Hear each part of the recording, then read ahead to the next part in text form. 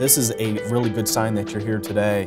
The opinion of customers is really at the heart of what today's Innovation Day is about, empathy and design thinking, so that you can create the ultimate experience for them. So we're going to walk through a design thinking exercise. So design thinking is really about a creative process for problem solving.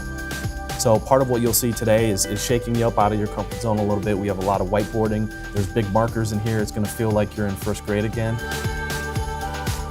Everybody in this room has the ability to create really unique ideas and bring them to the table, even if that's not part of their day-to-day job.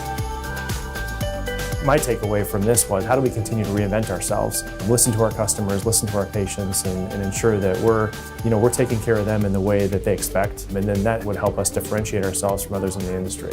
I think the teams had fun, opened up our minds a bit. Work is kind of sometimes not as creative as you'd like it to be, and it did make us feel like, you can be creative and still accomplish something. So it was a great day all around. Listening to others and thinking about the challenges that are out there in our industry and our world, it requires us to think differently. This place requires us to think differently, and I think that was the goal today.